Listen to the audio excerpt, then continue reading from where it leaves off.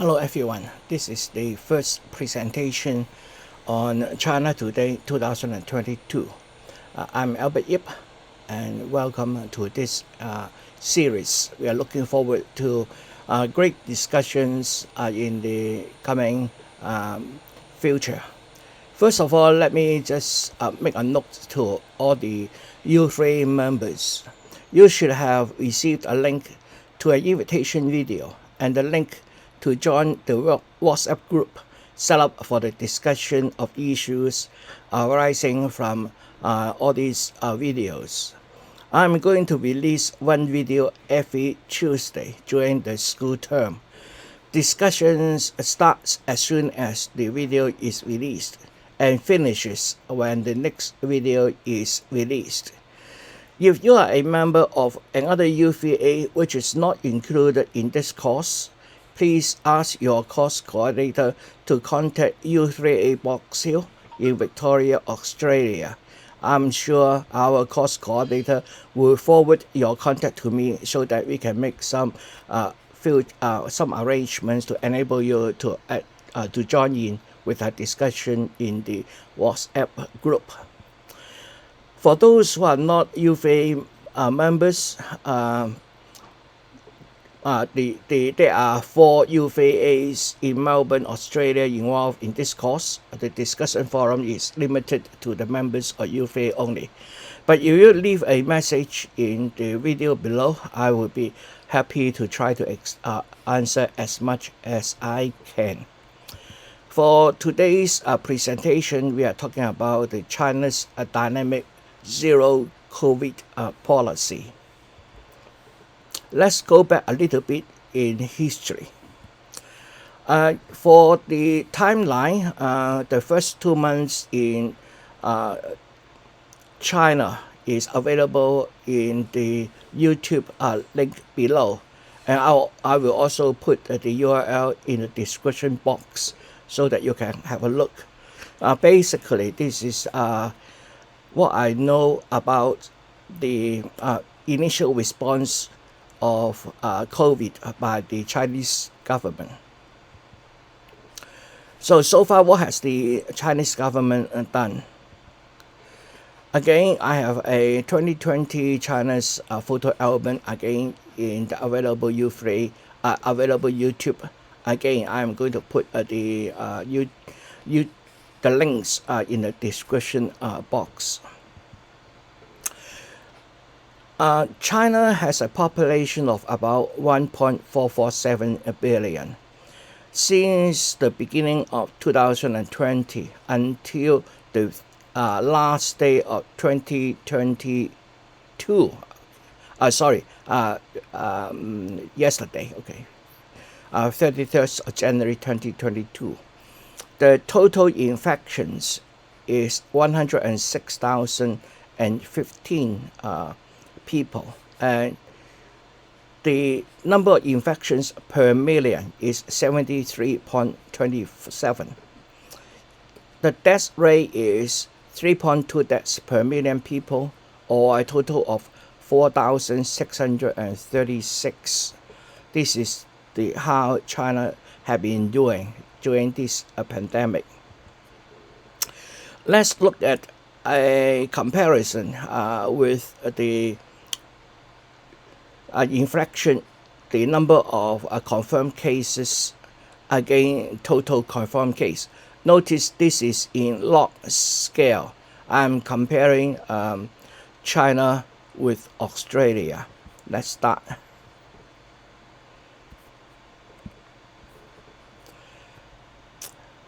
At initial phase, the Chinese are now having infections, but soon after, Australia is trying to catch up.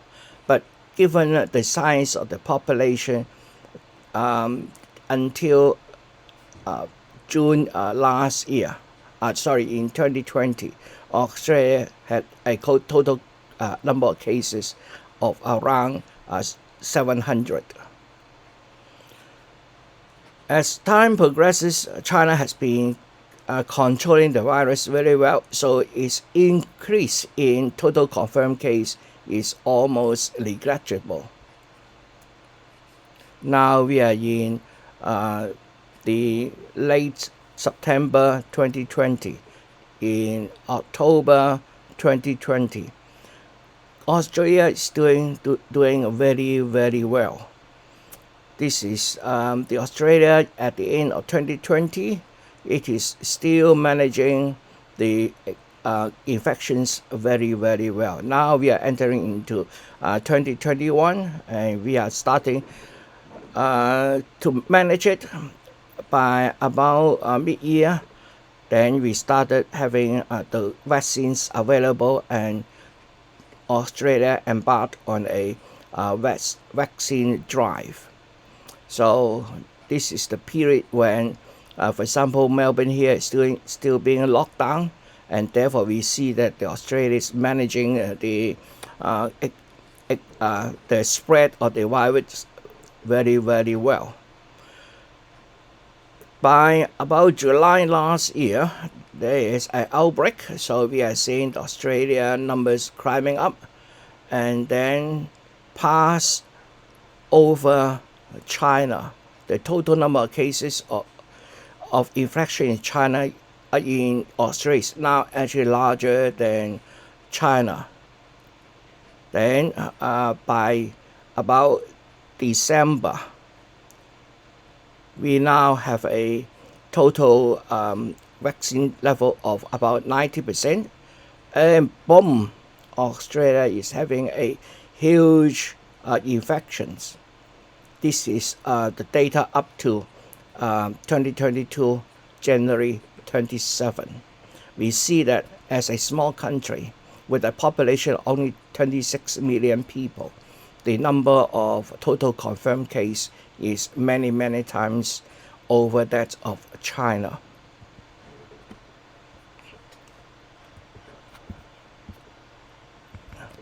Come on. Let's move on. Let's compare these numbers with some other countries. China, as noted before, is 73.27 infections per million people, 3.2 deaths per million people. Australia is relatively doing well compared with United Kingdom and United States. Australia has about 96,592 infections per million people and 142.9 deaths per million people. Compared with United Kingdom, they have 240,767 infections per million people and 2,276.3 deaths per million people. United States is about the same. In terms of infections, United States a little bit better than UK. It has 226,281 infections. In terms of death, it is doing worse than United Kingdom. It has 2,716.1 deaths per million people. So if we extrapolate these numbers to China, so what do you think? I think the Western countries have lost their moral stance to instruct how China to handle COVID-19. Obviously, Chinese have sacrificed a lot to achieve this result. So people ask at what cost? So I will be comparing the costs now. This is the article from the website, which is a US government website, the National Institute of Health. It estimated the total healthcare and social costs associated with COVID-19 in China is 4.26 billion Chinese yuan, which equivalent to about 0.62 or 620 million US dollars. And in terms of the social cost, it is approximately 383 billion US dollars.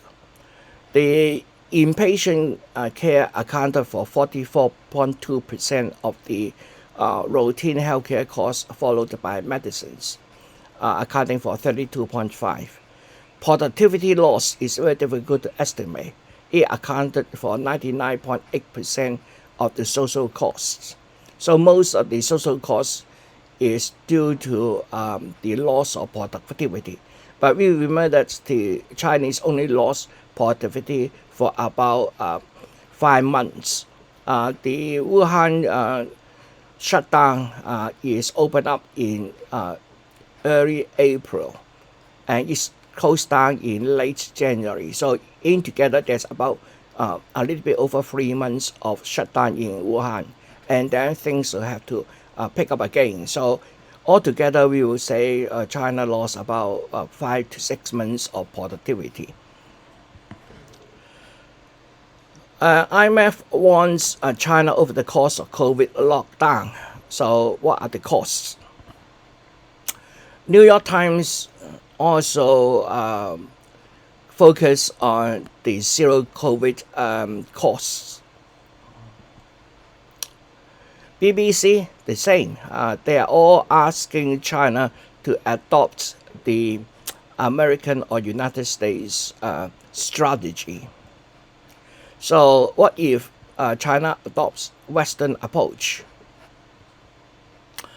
We have the per million numbers for United States. The infection is 226,000 infections per million.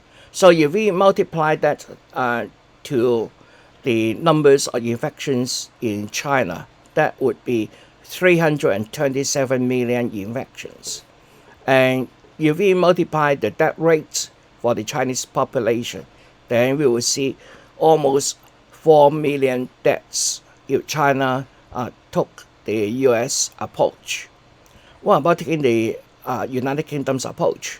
Then its infection will be 348 million, and the number of deaths will be 3.3 million. That is a huge number which is not acceptable to any country. And if China has adopted the Western approach, its hospital system will collapse, and its death toll obviously will increase, shooting up the previous numbers to an even larger number. And I don't think it is acceptable to any people. Another impact which we don't have any value yet is the impact of long COVID. Long COVID refers to the long-term health problems after having COVID-19.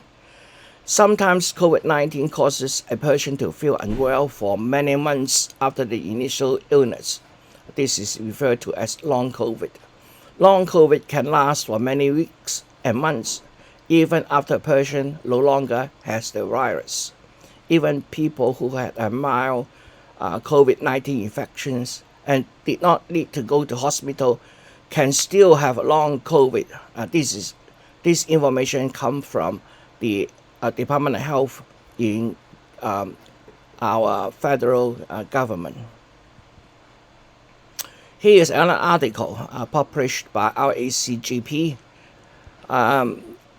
looking at a sample. So in the United Kingdom, as of 2021 December the 6th, prior to the widespread emergence of the Omicron variant, an estimated 1.3 million who tested positive to COVID self-reported symptoms persisting for more than 4 weeks. Fatigue was the most common, 51%, followed by the loss of smell, 37%, shortness of breath, 36%, and difficulty in concentrating, 28%. Although many questions remain about long COVID, new research by the University of New South Wales Kirby Institute has uncovered an immune profile for the condition. This is published in the Nature Immunology. Researchers used data obtained from St. Vincent's Hospital's study and analyzed blood samples from 62 unvaccinated Australians diagnosed with COVID-19 between April and July 2020, taken at 3, 4, and 8 months following initial infection.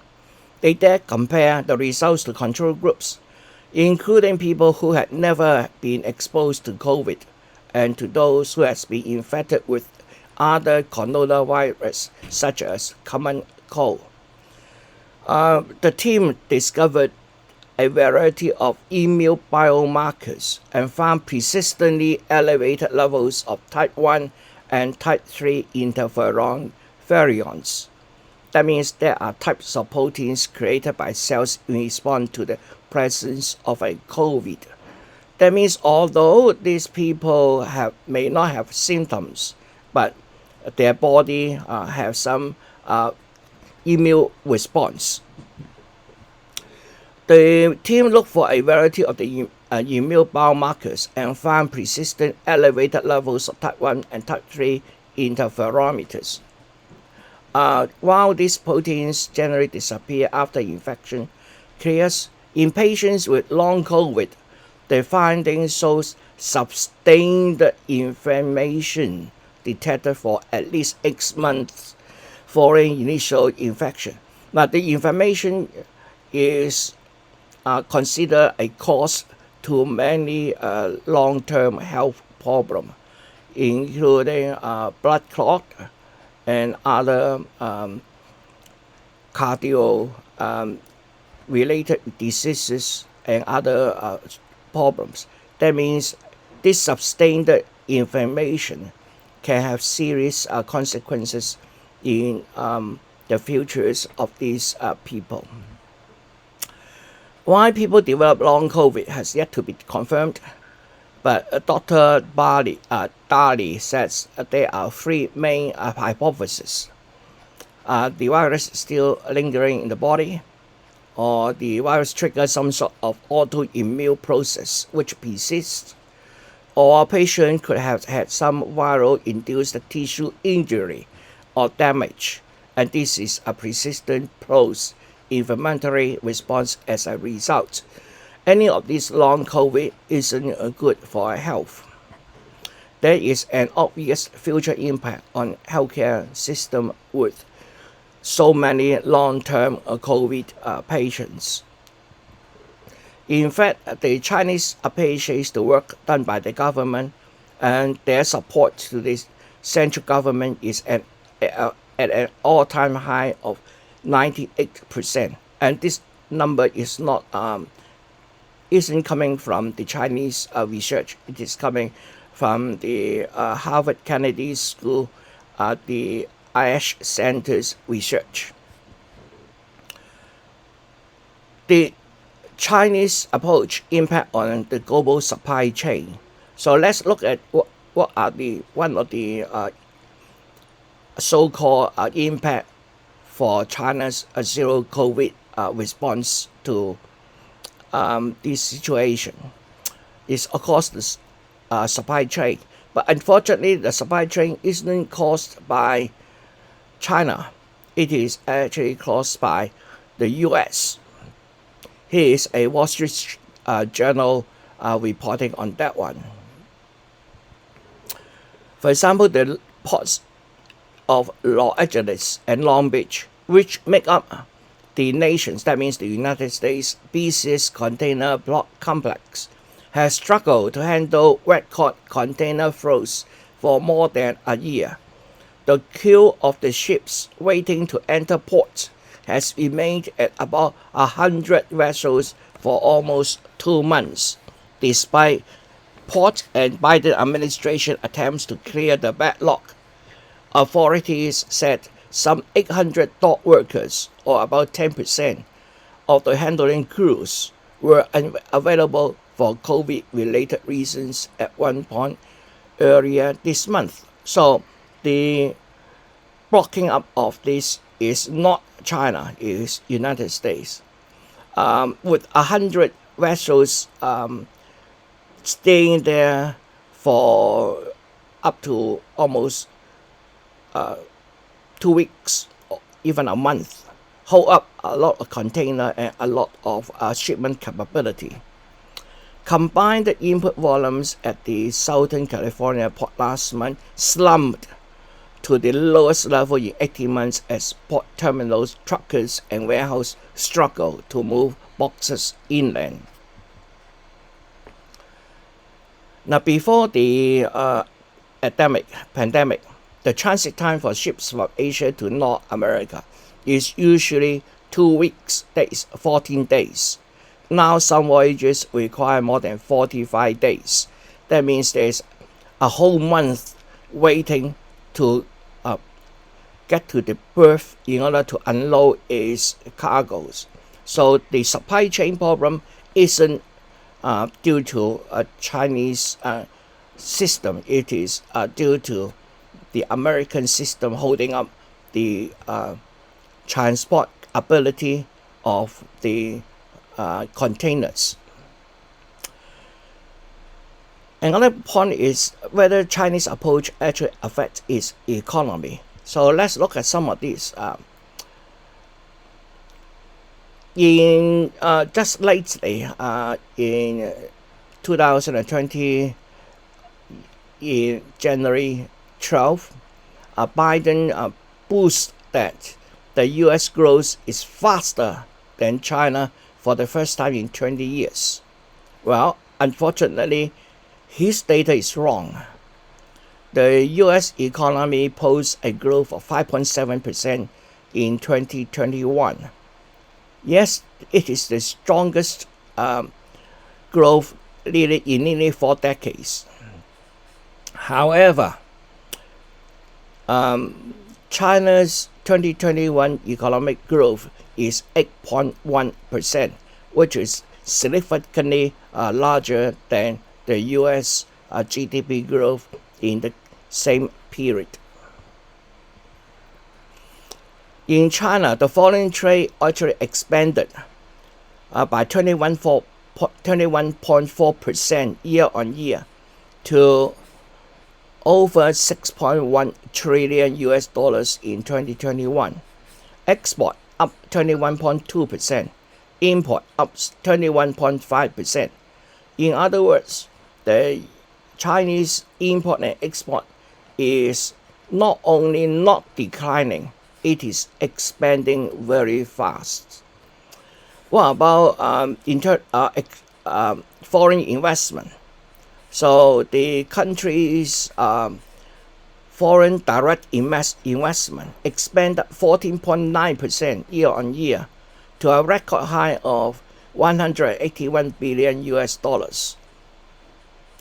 The inflow is into the service sector increased by 16.7% to $142 billion, showing that the business are now voting with their feet.